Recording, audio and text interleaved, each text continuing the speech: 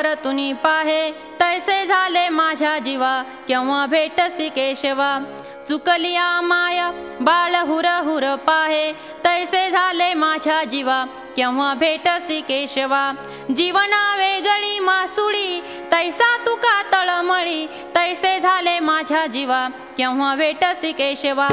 प्रस्तुत कीर्तनरूपी सेवेसाठी घेतलेला अभंग महान भगवत भक्त संत सम्राट विश्ववंदे महाराष्ट्रभूषण वैराग्याचे शिरोमणी जगद्गुरु श्री संत तुकाराम महाराजांचा 4 चरणांचा उत्कृष्ट असा अभंग.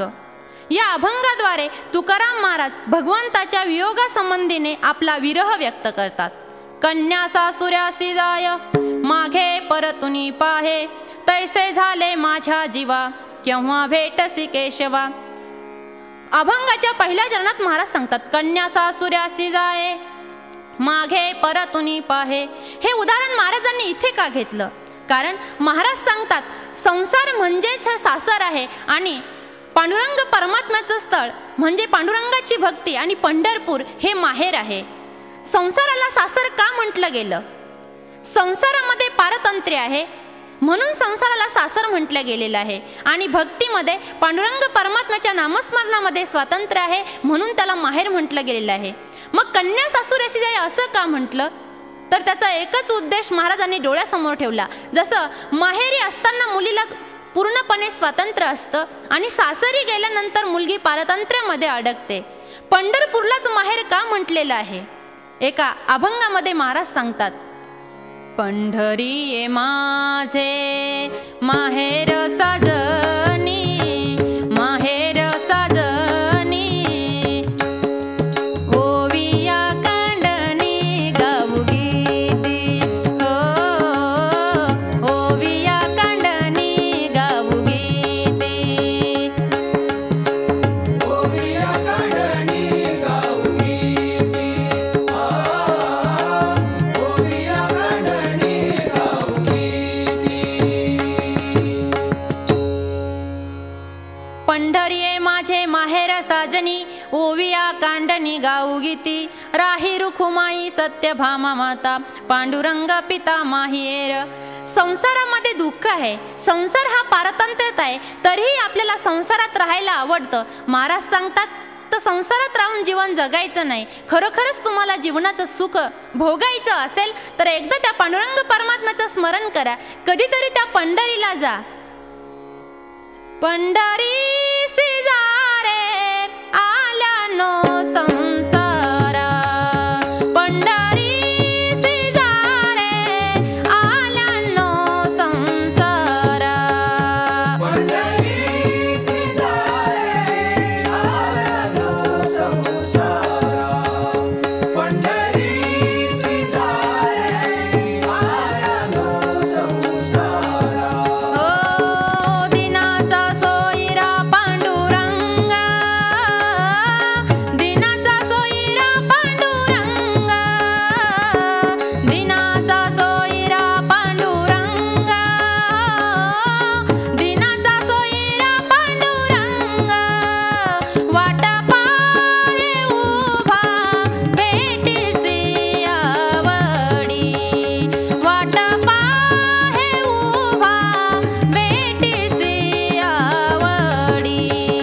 वाट पाहे उभा भेटीसी आवडी, वाट पाहे उभा भेटीसी आवडी.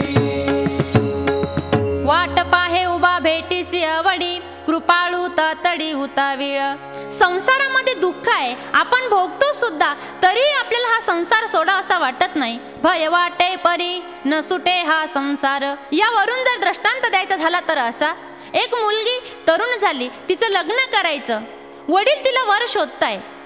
आता वर शोधताय, कधी त्यांना सगळ्या गोष्टी हव्या होत्या. तो श्रीमंतही हवा होता, सुज्ञान हवा होता, त्याच्या घरी जमीन सुद्धा भरपूर हवी होती. अशा पद्धतीनं वडील तिला वर शोधताय आणि भरपूर ठिकाणी शोधून झालं तेव्हा सगळ्या गोष्टी असलेला वर त्या वडिलास मिळाला आणि म्हणून त्यांनी मुलीचं लग्न करायचं ठरवलं. मोठ्या थाटामध्ये मुलीचा विवाह पार पडला. संसारात दुःख असूनही आपण का सोडत नाही यावरून तुम्हाला दृष्टांत द्यायचा. सोडा असं वाटतच नाही यावरून दृष्टांत द्यायचा. मुलीचं लग्न झालं, सगळ्या गोष्टी सुखसुविधा उपलब्ध होत्या, पण एक मात्र त्या मुलीचं असं दुर्दैव ठरलं की तो मुलगा दररोज घरी आल्यानंतर मद्यपान करून यायचा. मुलगा मद्यपान करून येऊ लागला आणि प्रत्येक दिवशी मुलीचा काही गुन्हा नसतानाही तो मुलीला मारत असे.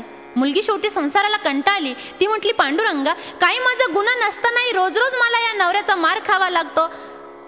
आणि तसं थोडक्यात बघायला गेलं तर नवरा तो चुकत होता. मद्यपान करून यायचा, दारू पिऊन यायचा, व्यसनानं लीन झालेलं त्याचं ते शरीर. मुलगी ही निर्दोष असतानाही तो मुलीला मारायचा.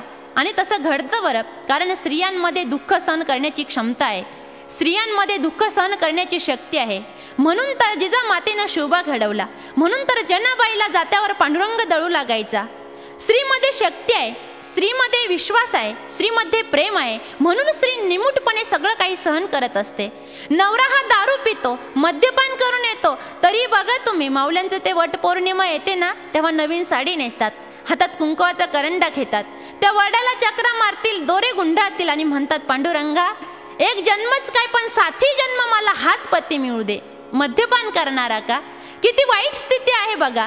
नवरा दारू पितो तरी ती त्या वडाला चक्रा मारते आणि सांगते 7 जन्म मला हाच पती मिळू दे.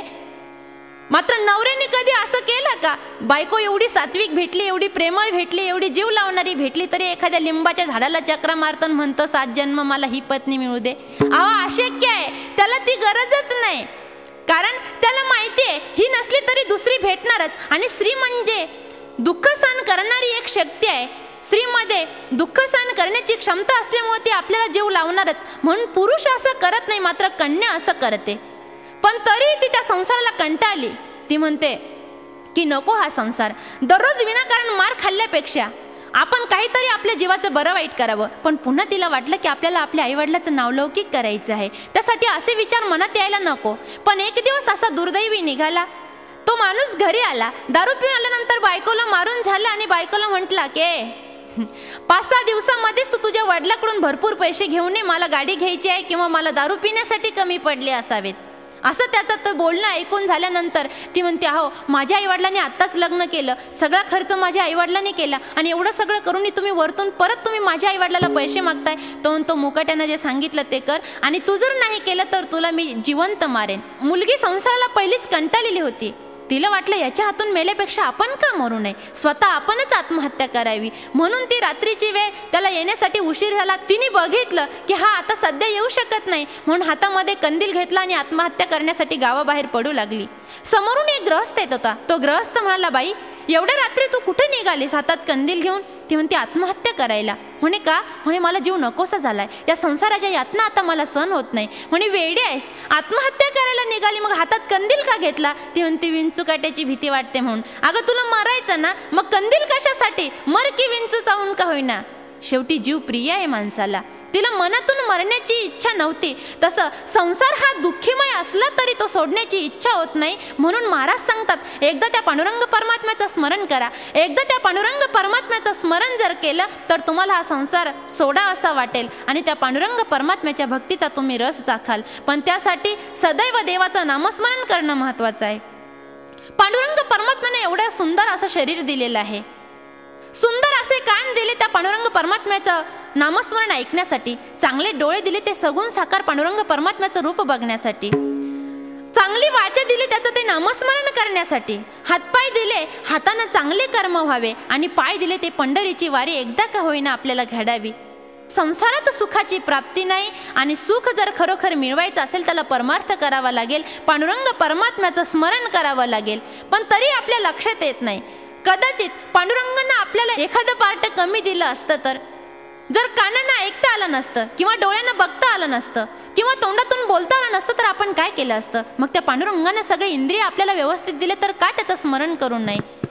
एकदाच असंच एक दृष्टांत सांगते. 4 बहिरे होते. त्या बहिऱ्यांची स्थिती काय? एक जो बहिरा होता तो शेतामध्ये उसाला पाणी भरत होता. उसाला पाणी भरत असताना आता त्याला पहिलेच कमी ऐकायला येतं. तिथं एक शेळी चालणारा दुसरा बहिरा आला. तो त्याच्यापेक्षा थोडासा जास्त बहिरा होता. तो आल्यानंतर तो म्हणतो, माझ्या शेळ्या तुम्ही बघितल्या का? पण त्या बहिऱ्याचं काही लक्षच नव्हतं त्याच्याकडं. तरी त्यांनी सहज वरती हात केला, हातामध्ये काठी होती. ह्या बहिऱ्याला वाटलं की मला इकडं शेळ्या गेल्या, हीच दिशा मला दाखवतोय काठीने, म्हणून तो काठीने जी दिशा दाखवली होती त्या दिशेनं तो बहिरा निघाला. मात्र झालं एक असं की ज्या दिशेनं त्यांनी हात केलं होतं त्याच दिशेनं त्याच्या शेळ्या तिकडे गेल्या. त्याला शेळ्या सापडल्याचा आनंद झाला. म्हणून तो जो जास्त पायरा होता तो पहिल्या पायऱ्याकडे येऊन म्हणतो, अहो तुम्ही खरंच माझ्यावर उपकार केले की माझ्या शेळ्या जिकडे गेल्या होत्या तिकडे तुम्ही त्या दाखवल्या आणि त्या मला सापडल्या, त्याबद्दल मी तुम्हाला माझी एक लंगडी शेळी बक्षीस देतो. आता याला कुठे ऐकायला येत होतं व्यवस्थित. हा म्हणतो लंगडी शेळी बक्षीस देतो, हे त्याने ऐकलंच नाही. हा म्हणतोय मी केली का तुझी शेळी लंगडी? बुद्धूच आहे म्हणे, मी माझ्या कामात आहे, मी सकाळपासून जेवलो सुद्धा नाही, मी माझ्या कामात मग्न आहे, तुम्हाला म्हणतो शेळी लंगडी केली, गाढवच आहे. हा म्हणतो काही झालं तरी मी तुला माझी लंगडी शेळी बक्षीस देणार. दोघांचंही वाक्य एकमेकांना ऐकायला येत नव्हतं. शेवटी कंटाळले रस्त्यानं एक मोटरसायकलवर वाटसरू चालला होता. त्यांनी हा सगळा प्रकार बघितला. तो आला आणि त्यांचं जोरजोरात काहीतरी ॲक्शन बघून त्यांनी आपली गाडी रोडच्या कडेला थांबवली. रोडच्या कडेला थांबवल्यानंतर त्यांनी वरती हात केला. हे दोघंही तिथं पळत गेले आणि दोघांच्याही समस्या त्याच्या समोर मांडल्या. पण तोही त्यांच्यापेक्षा जास्त बाहेर होता. तो म्हणतो मी चोरलेली नाही गाडी, ही माझी स्वतःची गाडी आहे. वेट लागलं की काय तुम्हाला? आणि मी माझ्या स्वतःच्या गाडीवरून गावाला चाललो, तुम्ही म्हणता चोरून आणली, मूर्खच आहे म्हणे. आता तिघांनाही एकमेकांपासून ऐकायला येत नव्हतं म्हणून ते जोरजोरात भांडायला लागले. शेवटी त्यांचं भांडण काही थांबेना म्हणून ते गावच्या सरपंचाकडे गेले. आता गावातील सरपंच तुमच्या आमच्यासारखाच थोडा मद्यपान करणारा, त्यांनी पिऊन घेतली आणि झोडू लागला आपल्या बायकोला. सगळ्या दुनियाभराचं टेन्शन काढून सरपंचांनी आपल्या बायकोला मारायला सुरुवात केली आणि हे तिघही बैरे तिथं गेले. गेल्यानंतर तिघांनी आपली समस्या मांडली. पहिला म्हणतो मी याची शेळी लंगडी केली नाही, तरीही हा म्हणतो की माझी शेळी लंगडी केलेली आहे. दुसरा म्हणतो अहो माझी शेळ्या सापडून दिल्याबद्दल मी याला ही शेळी बक्षीस देतोय. तिसरा म्हणतो मी मोटरसायकल चोरून आणलेलीच नाही आणि हा म्हणतो मोटरसायकल चोरून आणली.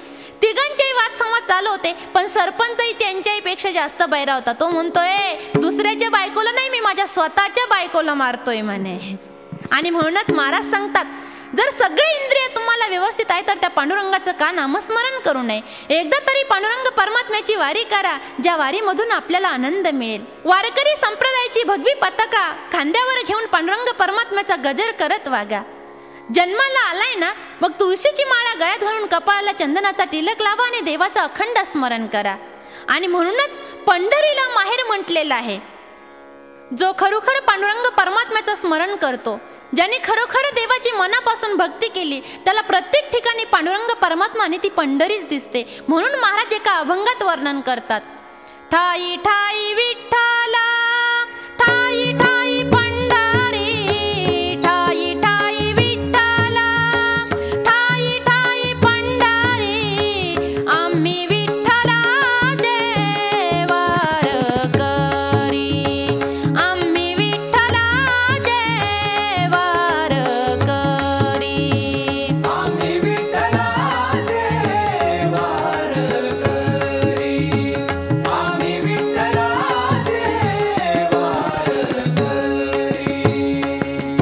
म्हणून महाराज सांगतात एकदा का होईना त्या पांडुरंग परमात्म्याच्या दर्शनासाठी तुम्ही पंढरीला गेलात तर तुम्हाला कायमस्वरूपी जावं असं वाटेल. कारण त्या पांडुरंग परमात्म्याच्या भक्तीतच एवढा गोडवा आहे की संसारही त्या ठिकाणी नकोसा वाटतो. जर एकदा का वारी केली की दुसऱ्या वेळेस वेळ नसतानाही आपण कसं तरी करून त्या वारीला जाऊच. काही पायी निघतात, काही एसटीने जातात, काही बायकांची स्थिती वेळेवर ऍडजस्ट करण्यासाठी त्या नटून थटून बसली सडकावरी ग, आली बाई रिक्षा चालली पंढरपुरी ग, नटून थटून बसली सडकावरी ग, आली बाई रिक्षा चालली पंढरपुरी ग. म्हणजे तिला दुसऱ्या वेळेस सांगायची गरज पडणार नाही. पण जो खरोखरच संसारामध्ये तल्लीन आहे, त्याने कधी आयुष्यात परमार्थ केलाच नाही, त्याची म्हाताऱ्या अवस्थेत कशी अवस्था होईल. रुसल म्हातार बसल दारात, रुसल म्हातार बसल दारात, आली भूताची वरात, म्हातार घुसल घरात, आली भूताची वरात, म्हातार घुसल घरात. आणि त्यासाठी महाराज सांगतात माहेर जे आहे ते पंढरी आहे आणि सासर जे आहे ते संसार. मग या ठिकाणी असे वाक्य महाराजांनी का वापरले? तुम्हाला संसारिक उदाहरण द्यायचं म्हणजे असं, जेव्हा कन्या उपवर झाली, मुलीचं लग्न करायचं, प्रत्येक वडिलाचं ते कर्तव्यच आहे कन्यादान करणं. हुंडा देऊन का होईना आई वडील मुलीचं लग्न करतातच. पैसे व्याजानं काढतील, शेत विकतील, पण मुलीचं लग्न करणं हे आई वडिलाचं कर्तव्यच आहे. जसं तुम्हाला उदाहरण द्यायचं झालं तर आई वडिलांशिवाय दुसरं कोणी जबाबदारी व्यवस्थित पार पाडू शकत नाही. एक करायचं म्हणून, समाजाला दाखवायचं म्हणून करतील, पण मनापासून ती जबाबदारी पार पाडण्यासाठी खरोखरच आई वडिलाचीच गरज आहे, कन्यादान करण्यासाठी. त्यावरून जर तुम्हाला दृष्टांत द्यायचा झाला तर असा, एक गरीब शेतकरी होता. त्याची मुलगी उपवर झाली, लग्न करायचं, पण जवळ 5 पैसे नाही. इकडून तिकडून लग्न जमलं. त्याला वाटलं गावच्या सावकाराकडे जाऊन आपण पैसे घेऊन यावेत, म्हणून तो गावच्या सावकाराकडे गेला आणि म्हणे, माझ्या मुलीचं लग्न ठरलंय, तुम्ही काही पैसे द्याल का? सावकारांनी विचार केला, कन्यादान करणं हे महान पुण्य आहे, म्हणून आपण याला पैसे द्यावेत. पण सावकार म्हणे, एक काम करा, तुम्ही सध्या तुम्हाला पैसे मिळणार नाही, म्हणून तुम्ही उद्या या. तो म्हणाला, ठीक आहे, मी उद्या येईल. असं म्हटल्यानंतर तो शेतकरी, गरीब शेतकरी घरी गेला आणि घरी जाऊन त्याने दुसऱ्या दिवशी, तो कामात असल्यामुळे त्याने स्वतःच्या मुलाला, मोठ्या मुलाला तिथं पाठवलं. म्हणे, जा त्या सावकारांकडून पैसे घेऊन ये. आता हा मोठा मुलगा तिथं गेला आणि सावकारवरती माडीवर बसलेले होते, तेव्हा तो मोठा मुलगा जिना चढायला त्यांनी सुरुवात केली. तो जिनाच होता, तो एकदम छोटासा होता. वरती गेल्यानंतर हा मुलगा हसायला लागला. मग सावकार म्हणतात, तुम्ही का हसताय, तुम्ही आले कशासाठी? म्हणे, माझ्या बहिणीचं लग्न आहे, माझ्या वडिलांनी मला इकडं पाठवलं, काल सांगितल्याप्रमाणे मी तुमच्याकडे पैशासाठी आलेलो आहे. असं म्हटल्यानंतर सावकार म्हणतात, ठीक आहे, बसा. पण तरी हा वेड्यासारखा हसूच लागला. सावकार म्हणले, का तुम्ही का हसताय? म्हणे, शेठजी, वरती आल्यानंतर मला असा प्रश्न पडला. म्हणे, वरती येता येता माझ्या मनात एक असा विचार आला, तुम्ही मेल्यानंतर या छोट्याशा जिन्यातून तुम्हाला खाली कसं न्यायचं? आता मला सांगा, कुठं काय बोलावं हेच कळत नाही. आणि नेमकं त्या ठिकाणी तो असं बोलून गेल्यानंतर सावकार त्याला पैसे देतील का? म्हणे, वेडा झालास की काय? मी तुझं चांगलं करण्यासाठी तुला पैसे देतोय, तुझ्या बहिणीच्या लग्नासाठी मी तुला पैसे देतोय आणि तू नको त्या शब्दामध्ये मला बोलतो, माझी मरण्याची वाट बघतोस. म्हणे, गाढवा. सावकारानं त्याला घरात बंद करून टाकलं आणि 1-2 माणसं त्या घरामध्ये, बंद घरामध्ये ठोकायला पाठवून दिली. आता 2-3 तास झाले तरी आपला मुलगा येत नाही, म्हणून त्या गरीब शेतकऱ्यानं दुसरा मुलगा पाठवला. दुसरा मुलगा तिथं गेल्यानंतर म्हणे, माझा भाऊ तुमच्याकडे आला होता ना शेठजी, तरी तुम्ही त्याला परत का पाठवलं नाही? म्हणे, मूर्खच आहे तुझा भाऊ, तो तुझा भाऊ आहे का? अरे, आल्यानंतर पैशाच्या विषयात बोलायचं सोडून तो म्हटला की मेल्यानंतर या छोट्याशा जिन्यातून तुम्हाला खाली कसं काढायचं कळत नाही का? म्हणे, त्याला काय बोलायचं ते. हा त्याचाच भाऊ होता. तो म्हणतो, शेठजी चुकला असेल त्याचं, जाऊ द्या. म्हणे, कशाला विनाकारण तुम्ही त्याच्याकडे लक्ष देता? त्याला काय करायचंय? म्हणे, मेल्यानंतर शेठजीचे तुकडे करून का बाहेर काढत नाही? आता हा काय एवढं व्यवस्थित बोलला होता का? शेठजीला पुन्हा त्याचा राग आला, त्यालाही बंद केला आणि ठोकायला सुरुवात केली. म्हणून दुसराही मुलगा आपला येत नाही, म्हणून शेतकऱ्यांना शेवटचा मुलगा, आपला तिसरा मुलगा पाठवला. तिसराही मुलगा शेठजीकडे गेला. म्हणे, माझे दोघंही भाऊ आले तरी तुम्ही परत का पाठवले नाही? घडलेली हकीकत पूर्ण शेठजीने त्याला सांगितली. तेव्हा तो तिसरा मुलगा म्हणतो, शेठजी, त्यांचं काय कानावर घेता मूर्खांचं, तुम्ही मेल्यानंतर आपण अख्ख्या माडीलाच आग लावून दिली असती. म्हणे, म्हणजे हाही त्याचाच भाऊ. कुठं काय बोलावं हे कळत नाही, तेव्हा संसारातील दुःख आपल्याला कसं कळेल? आणि ते कळण्यासाठी पहिलं पांडुरंग परमात्म्याचं स्मरण करून त्या पंढरीची वारी करणं गरजेचं. म्हणून महाराज सांगतात, कन्या सासुऱ्यासी जाय, मागे परतुनी पाहे, तैसे झाले माझ्या जीवा, केव्हा भेटसी केशवा. विठ्ठल विठ्ठल विठ्ठल विठ्ठल विठ्ठल विठ्ठल विठ्ठल विठ्ठल विठ्ठल विठ्ठल विठ्ठल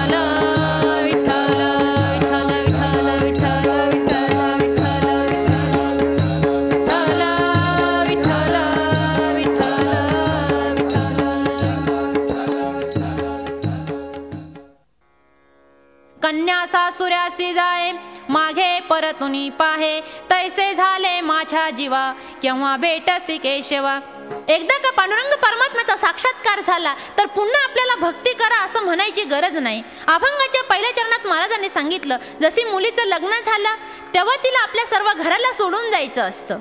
आई वडील बंधू वहिनी चुलते काके सर्वांना सोडून तिला एका नवक्या घरी, एका परक्या घरी जायचं असतं. तिथं तिची कुणाची ओळखही नसते. म्हणून ती मुलगी जेव्हा लग्न झाल्यानंतर सासरी निघते तेव्हा आई वडिलाच्या सर्वांच्या गळ्यात पडून रडते.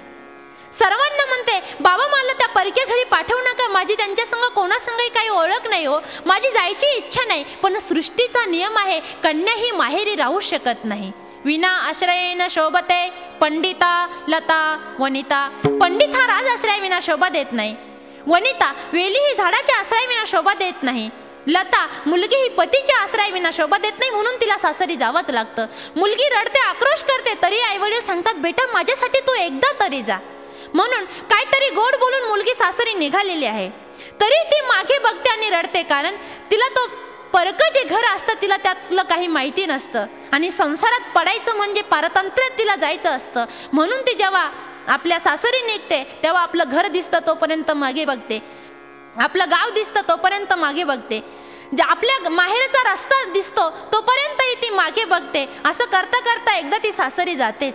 तसं महाराज सांगतात, एकदा का त्या पंढरीच्या आषाढी कार्तिकीच्या वारीला गेलं की पांडुरंगा, चंद्रभागेत स्नान झालं, तुझं दर्शन झालं, नगर प्रदक्षिणा झाली आणि मी आता परत माझ्या संसारूपी सागरामध्ये येत आहे, त्या दुःखामध्ये येत आहे, माझी जाण्याची इच्छा नाही म्हणून मी परत परत मागे बघू लागलोय. अशी खऱ्या भक्ताची स्थिती होते, अशी खऱ्या संतांची स्थिती होते. म्हणून महाराजांनी सांगितलं, कन्या सासुऱ्यासी जाये मागे परतुनी पाहे. जशी मुलगी सासरी जात असताना नको नको वाटतं तरी तिला जावंच लागतं, तसं संसाराचं आहे. परमार्थ हा सतत करायचा, तरी नाविलाजानं वारी संपल्यानंतर संसारात यावंच लागतं. महाराज सांगतात, पांडुरंगा सदैव तुझ्या चरणाजवळ राहायचं आहे, म्हणून मी एक विनंती करतो, जशी नवीन मुलगी सासरी निघाल्यानंतर रडते ती स्थिती माझी झाली.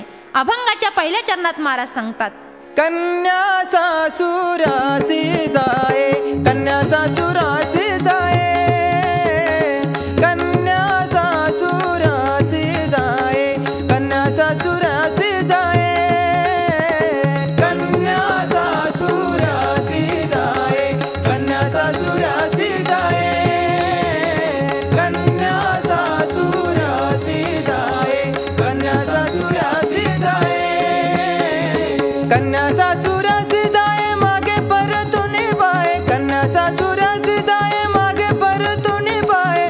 तैसे झाले माझ्या जीवा, तैसे झाले माझ्या जीवा, तैसे झाले माझ्या जीवा, तैसे झाले माझ्या जीवा,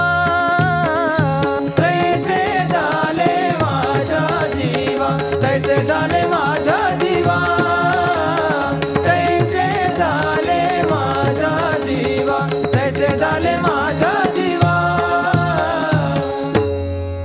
कन्या सासुऱ्यासी जाये मागे परतुनी पाहे, तैसे झाले माझ्या जीवा केव्हा भेटसी केशवा.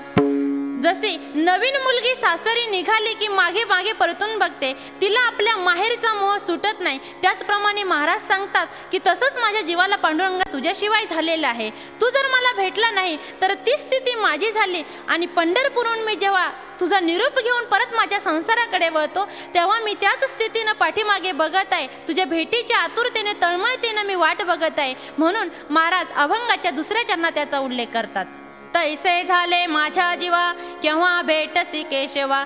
ती स्थिती माझी झाली आहे पांडुरंगा, आता तुझी भेटण्याची मी वाट बघत आहे. भक्तामधील आणि देवामधील विरह भक्ताला सहन होत नाही, म्हणून तळमळीनं पांडुरंग परमात्म्याची प्रार्थना तुकाराम महाराज या अभंगामध्ये करत आहेत. तैसे झाले माझ्या जीवा केव्हा भेटसी केशवा. अभंगाच्या पहिल्या चरणात जे वर्णन महाराजांनी केलं, कन्या सासुऱ्यासी जाये मागे परतुनी पाहे, तैसे झाले माझ्या जीवा केव्हा भेटसी केशवा. पण कन्येचं उदाहरण महाराजांना अपूर्ण वाटलं, कारण कन्या एकदा सासरी गेली, 4-5 वर्षे तिची एजा होते. जोपर्यंत तिला प्रपंचाचा बोजा तिच्यावर बिंबवला जात नाही तोपर्यंत तिला माहेरची ओढ लागते. मात्र एकदा का ती प्रपंचामध्ये दंग झाली की तिला त्याच माहेरची आठवण येत नाही आणि आईवडील आजारी जरी पडले तरी ते त्या आई वडिलांना भेटण्यासाठी सुद्धा वेळ देऊ शकत नाही. ही स्थिती त्या कन्येची होती. पण कधी संसारात एकदा रममान झाली की नंतर तिला आई वडिलाची आठवण येत नाही. तसं भक्ताचं आणि देवाचं नाही, एकमेकाशिवाय ते राहू शकत नाही. म्हणून महाराज अभंगाच्या तिसऱ्या चरणात त्यांना एक नवीन उदाहरण डोळ्यासमोर दिसलं, तेव्हा अभंगाच्या तिसऱ्या चरणात महाराज त्या उदाहरणाचा उल्लेख करतात. चुकलिया माय, चुकलिया माय, चुकलिया माय, चुकलिया माय, चुकलिया माय, चुकलिया माय, चुकलिया माय, चुकलिया माय. बाळ हुर हुर पाहे, बाळ हुर हुर पाय, तैसे झाले माझ्या जीवा, तैसे झाले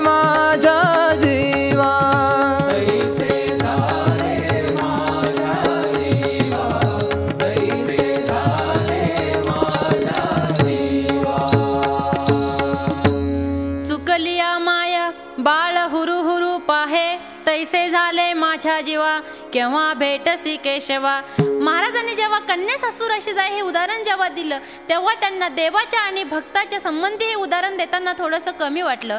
कारण मुलगी जेव्हा सासरी जाते तेव्हा रडते मात्र खरी, पण जेव्हा जेव्हा 4-5 वर्षांमध्ये निघून जाता येतात ते 4-5 वर्षी निघून गेल्यानंतर जेव्हा प्रपंचाचा बोजा त्या मुलीवर पडतो, तेव्हा ती त्या संसारामध्ये एवढी रममाण होते, एवढी एकरूप होते की ज्या आई वडिलांसाठी ती रडत असते, ते आई वडील आजारी जरी पडले तरी त्यांना भेटायला जाण्यासाठी सुद्धा त्या मुलीकडे वेळ नसतो, ती वेळेवर भेटायला सुद्धा जाऊ शकत नाही. ह्या उदाहरणाचा पुढे महाराजांनी विचार केल्यानंतर आणखी एक उदाहरण त्यांच्या डोळ्यासमोर आलं. म्हणून ते म्हणतात, चुकलिया माया बाळ हुरू हुरू पाहे. जसं एखाद्या गर्दीमध्ये आपला एकुलता एक मुलगा घेऊन बाई फिरत आहे आणि गर्दीमध्ये दुर्दैवानं त्या मुलाचा हात सुटला, मुलगा चुकलेला आहे आणि त्याची आई तो शोधतोय, पण आई दिसत नाही म्हणून तो हंबारडा फोडून रडू लागला. कुठं आपली आई दिसती का याचा शोध घेतो, पळत जातो, रस्त्याने कुठलीही बाई चालली तरी तिचा पदर खेचतो आणि तिचा चेहरा बघतो, ही आपली आई आहे का. जशी स्थिती त्या लहान मुलाची आपल्या आईशिवाय होते, तसं महाराज म्हणतात तीच स्थिती देवाशिवाय भक्ताची होते. म्हणून चुकलिया माय बाळ हुर हुरू पाहे. पुढे विचार केला, जोपर्यंत मुलगा लहान आहे तोपर्यंत मात्र मुलाला आईची गरज असते. मुलगा जसा मोठा होत चालतो तो आई वडिलांपासून दुरावत चालतो. हेही उदाहरण महाराजांना कमी वाटलं. पण मात्र मातेचं तसं नाही. माता ही मुलावर अखंड प्रेम करत असते, अगदी शेवटच्या क्षणापर्यंत. ह्यावरून जर उदाहरण द्यायचं झालं तर असं, रायगडावर हिरा नावाची गवळण दूध घेऊन जायची आणि दररोज ते दूध घालायला जात असताना तिला छोट्याशा मुलाचं संगोपन करत असताना वेळ व्हायचा, म्हणून ती दररोज उशिरा त्या किल्ल्यावर जायची.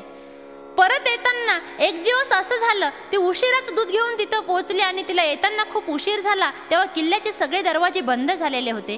तिला प्रश्न पडला, चिमुकले बाळ आपलं घरी खेळतंय आणि त्याला बघण्यासाठी, त्याचं संरक्षणासाठी आपल्याला जावंच लागेल. म्हणून ती सर्व द्वारपालांना विनंती करू लागली, माझं चिमुकले बाळ घरी रडत असेल हो, इतका वेळ झाला, मी त्याला सोडून एवढे लांब आलेले आहे, कृपया मला जाऊ द्या. पण द्वारपाल पूर्वीचे आज्ञाधारक होते. ते म्हणाले, राजाने आज्ञा दिलेली आहे की संध्याकाळ झाली, रात्र झाली म्हणजे मी द्वार उघडणार नाही. त्या बाईला शेवटी प्रश्न पडला. ती चारही दिशांना फिरू लागली, पण सगळीकडून द्वारपाल हजर होते. ती सर्वांना विनंती करत होती, पण कुणीही तिचं मानलं नाही, कारण पूर्वीचे द्वारपाल हे आज्ञा मोडत नसत. आणि तिला वाटलं की आता आपण बाळाकडे तर गेलंच पाहिजे, म्हणून ती चोही दिशेने फिरू लागली आणि शेवटी तिला एक कडा दिसला, तिथं कुणीही पारेकरी नव्हता. ती स्थिती बघून ती उतरायचा प्रयत्न करू लागली, पण तो कडा एवढा अवघड होता की ते तिथून जाणं शक्यच नव्हतं. पण तरीही छोट्याशा मुलाचं रडणं ते तिच्या डोळ्यासमोर यायचं आणि तिला वाटायचं की आपल्या चिमुकल्या बाळाचं काय होईल, म्हणून आपण घरी गेलोच पाहिजे. जिथून अक्षरशः शत्रूही किल्ल्यामध्ये येऊ शकत नाही, कुणीही त्या कड्यावरून येण्याचं धाडस केलं नव्हतं. ते धाडस त्या चिमुकल्या मुलासाठी एका बाळाच्या आईनं केलं. ती हिरा गवळण त्या अवघड कड्यावरून उतरून आपल्या बाळाला भेटण्यासाठी घरी गेली. जेव्हा ही बातमी शिवाजी महाराजांना कळली, तेव्हा शिवाजी महाराजांनी विचार केला की अवघड कड्यावरून कुणीही उतरण्याचं धाडस करत नाही, हे धाडस एका मुलाच्या आईनं केलेलं आहे. म्हणून महाराजांनी त्या कड्यावर एक बुरुंज बांधला आणि त्या बुरुंजाला नाव दिलं हिरकणी बुरुंज. म्हणून आई जसं बाळावर शेवटपर्यंत अखंड प्रेम करते, तसं मात्र मुलगा आई वडिलांवर शेवटपर्यंत प्रेम करत नाही. तो जसा जसा मोठा होतो तसा तसा तो संसारामध्ये तल्लीन होत जातो. मात्र महाराज म्हणतात, संसारात सुख शोधायचा प्रयत्न करू नका, कितीही प्रयत्न केला तरी तो मिळणार नाही. तुम्हाला सुख उपभोगायचं असेल तर त्यासाठी परमार्थच करावा लागेल. संसाराची स्थिती जर डोळ्यासमोर घेतली तर आपल्याला प्रत्येकाला वाटतं, हा नाही तो सुखी असेल, तो नाही तो सुखी असेल, पण असं मात्र सत्यस्थितीमध्ये नसतं. प्रत्येकाकडे काहीतरी दुःख असतं. म्हणून महाराज एका अभंगामध्ये त्याचं वर्णन करतात, जो देखे सो दुखिया बाबा, सुखिया कोई नहीं रे. जो देखे सो दुखिया बाबा, सुखिया कोई नहीं रे. जो देखे सो दुखिया बाबा, सुखिया कोई नहीं रे. प्रत्येक माणसाचा समज असतो, हा नाही तो सुखी असेल, तो नाही तो सुखी असेल, पण असं नसतं. यावरून जर दृष्टांत द्यायचा झाला तर असा, एका गावात एक ब्रह्मचारी राहत असत. तो ब्रह्मचार्याचा नित्यनेम होता भिक्षा मागावी आणि आपलं उपजीविका भागवावी. भजन नामस्मरण करीत तो आपला काळ घालवायचा. त्याचा जीवनक्रम असाच चालू होता. एकदा एक मोठा सावकार त्या देवळामध्ये मुक्कामाला थांबला. त्याची ती गडी माणसं एकंदर सर्व थाट पाहून त्या ब्रह्मचार्यास असं वाटलं की हा माणूस खूप सुखी असेल. त्याची खात्री करून घेण्यासाठी त्या सावकाराला त्यांनी तसा प्रश्नही विचारला. त्या प्रश्नाचे उत्तर देताना सावकार म्हणाला, छे छे, मी कसला हो सुखी, कारण माझ्यापाशी सारं ऐश्वर्य आहे, पण मला मुलं बाळ नाहीत. हे फार माझं मोठं दुःख आहे. माझ्यापेक्षा आमच्या गावात एक श्रीमंत गृहस्थ आहे, त्याच्याकडे पैसाही भरपूर आहे आणि त्याला 4 मुलेही आहेत. तो खरा सुखी असेल. ब्रह्मचार्याच्या मनात कुतूहल निर्माण होऊन तो त्या गावामध्ये गेला आणि त्याने त्या श्रीमंताची भेट घेतली व सुखाचा प्रश्न केला.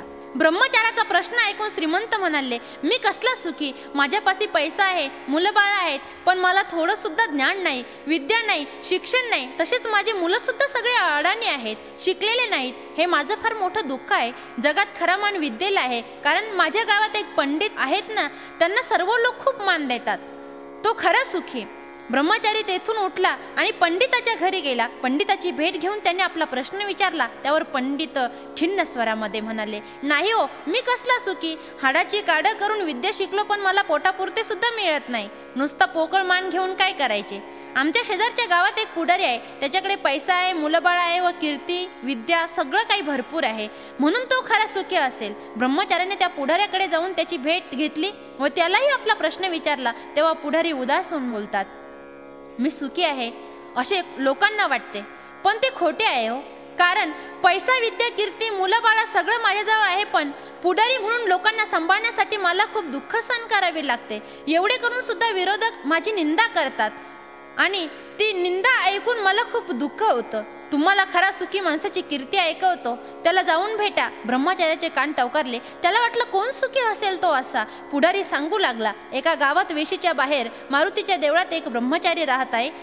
भिक्षा मागून खातो, देवाची पूजा करतो, भजन कीर्तन करतो, नामस्मरणात दंग असतो, आनंदात राहतो, तो खरा सुखी. मग ब्रह्मचारी मनात विचार करतो, हे सगळं वर्णन माझंच तर नाही करत ना. त्याला खात्री पटली. तो थोडासा संकोचला आणि मुकाट्याने तेथून निघून गेला. त्याला वाटलं की खरोखरच आपण देवाचं चिंतन करून जगतो, म्हणजे दुसरं कोणी सुखी नसून देवाचं चिंतन करणारा तोच सुखी आहे. तात्पर्य एवढंच, धन दौलत, बायका, मुले आणि नावलौकिक याने आपला प्रपंच निर्भर आनंदाचा होईल असे एका बाजूस आपली समजूत असते, आणि दुसऱ्या बाजूने जे माझ्या जवळ नाही ते ज्याच्या जवळ आहे तो खरा सुखी आहे अशी भावना आपली असते. पण तसे नाही. तुकाराम महाराज म्हणतात, सुखी नाही कोठे आलिया संसारी, वाया हव भरी होऊ नका, दुःख बांधवडी आहे हा संसार, सुखाचा विचार आहे कोठे. म्हणून फक्त संसारात तल्लीन न राहता देवाचं नामस्मरण करणं गरजेचं. एका अभंगात त्याचं सुंदर वर्णन आहे. संसारात सुख शोधू नका, कारण सुख आहे ते खरं परमार्थात. संसारात सुख नाही, संसारात सुख नाही, हुशारी धार कोणाचे गण गोत, कोणाचे घर, कोणाचे गण गोत, कोणाचे घर, कोणाचे गण गोत, कोणाचे घर, कोणाचे गण गोत, कोणाचे घर. संसारात सुख नाही, संसारात सुख नाही.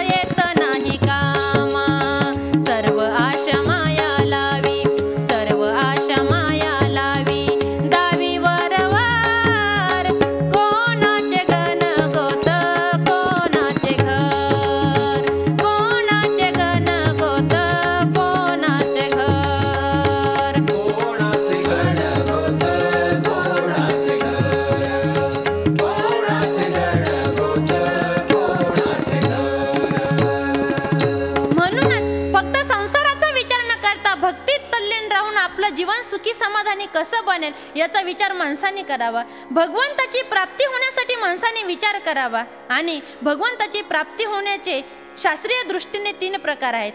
पहिला प्रकार भगवंताची प्राप्ती व्हावी यासाठी होणारी भक्ती. दुसरा प्रकार परमात्मा होऊन परमात्म्याची केली जाणारी भक्ती. आणि तिसरा प्रकार भगवंताच्या विरहानं होणारा दुःख, होणारा खेद तो व्यक्त करणारा हा तिसरा प्रकार आहे. या 3ही प्रकारांना विश्वविराट अवस्था, विरक्त अवस्था आणि विरह अवस्था असं म्हटलं जातं. त्यापैकी पहिला प्रकार आहे देवाची प्राप्ती व्हावी म्हणून प्रयत्न करणारा, रात्रंदिवस सदोदित परमात्म्यासाठी तळमळ करणारा असा हा एक वर्ग आहे. याविषयी तुकाराम महाराज या अभंगाद्वारे सांगतात. काय मी उद्धार पावेल, काय कृपा करील नारायण, ऐसे तुम्ही सांगा संतजन, करा समाधान चित्त माझे. या अभंगातून श्री संत तुकाराम महाराजांनी देवाची प्राप्ती होण्यासाठी जो असलेला साधक, मुमुक्ष वा जिज्ञासू देवाची प्राप्ती होण्यासाठी काय काय चिंता करतो, काय प्रयत्न करतो, त्याची अवस्था काय होते ते महाराज सांगतात. माझा उद्धार होईल का, माझ्यावर देव कृपा करील का, माझ्या कर्माची खंडणी होईल का, देवाची मला भेट होईल का, ऐसी चिंता करी सदा सर्व काळ. ही चिंता जो करतो त्याला म्हणतात साधक. तुका म्हणे चिंता वाटे कोण भेटे सांगता, असे सांगणारा मला केव्हा भेटेल असं त्या साधकाला वाटतं. माझ्या चिंतेचं निवारण करणारा मला केव्हा भेटेल. देवाच्या भेटी संबंधी अचूक उत्तर देणारा आणि हा प्रश्न जो करतो त्याला म्हणायचं पहिला वर्ग. दुसरा जो प्रकार आहे त्यास विरक्त अवस्था असे म्हटले आहे. जो भक्तीने ज्ञानाने देव स्वरूप होऊन मग देवाचा ऐक्य साधतो वा भक्ती करतो तोच दुसरा प्रकार. त्या प्रकाराचे वर्णन माऊलींनी केले. कुळीचे होय पांडवा, काही करीती माझी सेवा, परी नवलावतो सांगावा असे ऐक. भक्त हा भगवत स्वरूप झालेला आहे, पण पुन्हा भक्ती करण्यासाठी शिल्लक असलेला त्या वर्गाचा विचार माऊलींनी या ओवीतून सांगितला. म्हणजेच देव होऊन देवाची भक्ती करणारा, देव पहावयासी गेलो तेथे देवाची होऊन ठेलो. देव झाला आहे तरी पण तो देवाची भक्ती करतो. वास्तविक भक्ती करणारा देवापेक्षा वेगळा राहतच नाही, तो देवस्वरूपच बनतो, भगवंताकडे जाणारा देवच बनतो. हा झाला दुसरा वर्ग. तिसऱ्या वर्गाचं वर्णन महाराजांनी केलं आणि त्या वर्गाला म्हटलेलं आहे विरह. याविषयी महाराज सांगतात, ईश्वराची भक्ती केली, ईश्वराचं ऐक्य झालं, पण काही कारणास्तव दुरावा झाला. देव दुरावला आहे, त्याची भेट कधी होईल, त्याची प्राप्ती कशी होईल यासाठी तळमळणारा, झुरणारा वर्ग म्हणजेच विरह.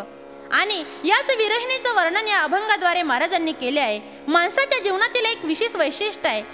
सुखाचे कोटी कोटी क्षण माणूस मोजत नाही, पण दुःखाचा एक एक क्षण माणूस मोजतो. तसं भक्तांचं देखील आहे. जोपर्यंत पांडुरंग परमात्मा आपल्या जवळ आहे तोपर्यंत त्याला वेळ कळत नाही. मात्र जेव्हा जेव्हा पांडुरंग परमात्मा भक्तापासून दुरावतो ना, तेव्हा त्या पांडुरंग परमात्म्याची आठवण येते. आणि त्याच विरहामध्ये तुकाराम महाराजांनी हा अभंग लिहिलेला आहे. माणूस जसं सुखाचे क्षण मोजत नाही आणि दुःखाचे क्षण मोजतो कसा, यावरून जर दृष्टांत द्यायचा झाला तर असा.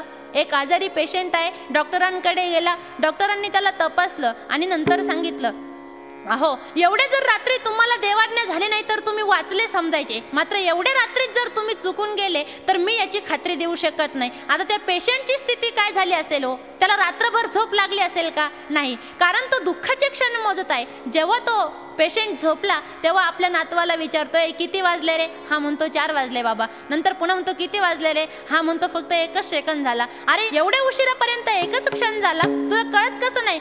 फेकून देते घड्याळ घरातनं. म्हणजे सांगायचं तात्पर्य एकच, सुखाच्या एवढ्या रात्री गेले तरी त्या माणसानं त्याचा विचार केला नाही, ते क्षण मोजले नाही. मात्र दुःखाची एकच रात्र आली म्हणून तो क्षण मोजू लागला आणि तो दुःखाचा क्षण त्याला एका वर्षाप्रमाणे वाटू लागला आणि तो आपल्या नातवावर आपला त्रास काढू लागला. म्हणून महाराज म्हणतात की सुखाची प्राप्ती जर करून घ्यायचं असेल तर अखंड देवाचं चिंतन करणं महत्वाचं. या विरहिणीचं वर्णन करताना महाराज म्हणतात, कन्या सासुऱ्यासी जाये मागे परतुनी पाहे, तैसे झाले माझ्या जीवा केव्हा भेटसी केशवा, चुकलिया माय बाळ हुर हुर पाहे.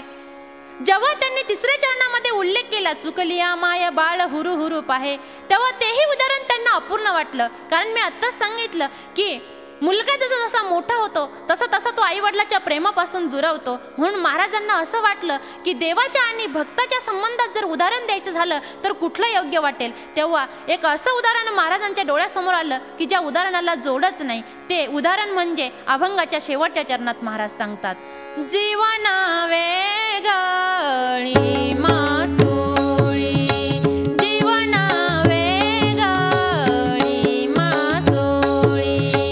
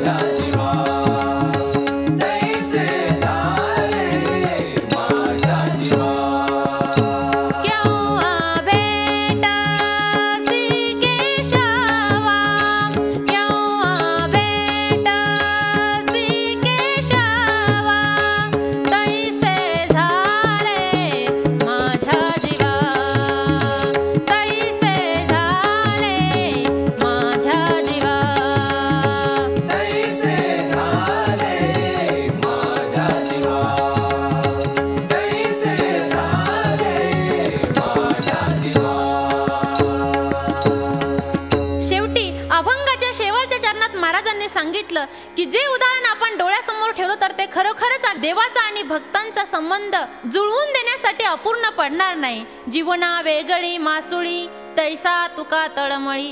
जसं पाण्याशिवाय मासा हा राहू शकत नाही, त्याला जर पाण्यापेक्षा वेगळं केलं तर मासा हा क्षणामध्ये जीव सोडू शकतो. तशी स्थिती तुकाराम महाराज म्हणतात, पांडुरंगा तुझ्याशिवाय भक्ताची होते, म्हणून अखंड तू आम्हाला तुझ्या चरणाजवळ ठेव. हीच एक तळमळीची कळकळीची विनंती तुकाराम महाराज करतात. आणि एक महत्त्वाची शंका सांगायची म्हणजे संसाराला सासर म्हटलेलं आहे आणि पांडुरंग परमात्म्याच्या भक्तीला माहेर म्हटलं आहे. याचं कारण असं, पांडुरंगाच्या भक्तीमध्ये जीवाला पूर्णपणे स्वातंत्र्य असतं, म्हणून पांडुरंग परमात्म्याच्या भक्तीला अथवा पंढरपूरला माहेर हे असं म्हटलेलं आहे. आणि संसारात जीवाला पारतंत्र्य असतं, म्हणून संसाराला सासर म्हटलं आहे. संसारात जीवाला पारतंत्र्य का असतं? कारण संसारामध्ये सर्व गोष्टी अदृष्टाने होत असतात आणि त्या कारणामुळे संसारामध्ये जीव हा पारतंत्र्य असतो. संसारामध्ये अशी स्थिती होते असं तुकाराम महाराज एका अभंगामध्ये सांगतात.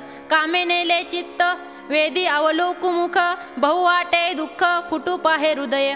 दुसऱ्या एका अभंगामध्ये महाराजांनी वर्णन केलेलं आहे, देवा संसारात मी राहू शकत नाही, कारण संसारामध्ये एवढे दुःख आहे की मला असं वाटतं की याच क्षणी मी तुझ्या चरणाजवळ यावं. कागा सासुरवासी मज केले भगवंता आपुलिया सत्ता स्वाधीनता ते नाही. म्हणजे कुठलीच कोणत्याही प्रकारची सत्ता ही आमच्या ताब्यात नाही, असे आम्ही सासूरवासी झालो आहोत, असे आम्ही पारतंत्र्य जीवन जगत आहोत, असं तुकाराम महाराज देवासमोर विनंती करतात. म्हणून अभंगाच्या पहिल्या चरणातील सांगितलं उदाहरण तेही महाराजांना अपूर्ण वाटलं, तिसऱ्याही चरणातील उदाहरण महाराजांना अपूर्ण वाटलं, म्हणून महाराजांनी असंही एक उदाहरण डोळ्यासमोर ठेवलं की जीवना वेगळी मासुळी तैसा तुका तळमळी. ज्या क्षणी पाण्याचा वियोग होतो त्याच क्षणी मासा आपला प्राण सोडतो. एकही क्षण तो पाण्याच्या बाहेर राहू शकत नाही, पाण्यापासून अलिप्त राहू शकत नाही. तशी खऱ्या भक्ताची स्थिती आहे. म्हणून तुकाराम महाराज देवाला विनवतात की पांडुरंगा तू या मानवरूपी जन्मास मला घातलं, पण केवळ तुझी भक्तीच माझ्या वाट्याला घाल. तुझ्या चरणापासून तू मला वेगळं करू नको, अखंड तुझ्या पायाची सेवा मला घडू दे, असं तुकाराम महाराज सांगतात. आणि जर तू का माझ्यापासून दूर गेला तर माझी स्थिती पाण्याबाहेर काढलेला मासा जसा तळमळतो ती स्थिती माझी होईल. म्हणून अभंगाच्या शेवटच्या चरणात महाराजांनी सांगितलं, जीवना वेगळी मासुळी तैसा तुका तळमळी. तैसे झाले माझ्या जीवा केव्हा भेटसी केशवा. सर्व संतांनी पंढरीला माहेर दर्शविलेलं आहे. तसं मुक्ताबाई सांगतात, बाई बाई जाते मी माहेराला माझ्या मूळच्या घराला. सर्व संतांनी पंढरीला माहेर दर्शवलं. तसं एकनाथ महाराज एका अभंगामध्ये सुंदर असं वर्णन करतात, पंढरीला माहेर म्हटलेलं आहे. तोच आदर्श तुकाराम महाराजांनी सुद्धा डोळ्यासमोर ठेवला आणि पंढरीला माहेर म्हटलं. एकनाथ महाराजांनी सुद्धा त्याचं वर्णन खूप चांगल्या शब्दामध्ये केलेलं आहे. माझे माहेर पंढरी, माझे माहेर पंढरी, आहे भिवरीच्या तीरी, आहे भिवरीच्या तीरी. माझे माहेर पंढरी, आहे भिवरीच्या तीरी, आहे भिवरीच्या तीरी. बाप आणि आई, बाप आणि आई, माझी विठ्ठल रखुमाई, माझी विठ्ठल रखुमाई, माझी विठ्ठल रखुमाई. हे माझे माहेर पंढरी, माझे माहेर पंढरी, माझे माहेर पंढरी, आहे भिवरीच्या तीरी, आहे भिवरीच्या तीरी. हे माझे माहेर पंढरी, आहे भिवरीच्या तीरी, आहे भिवरीच्या तीरी, आहे भिवरीच्या तीरी.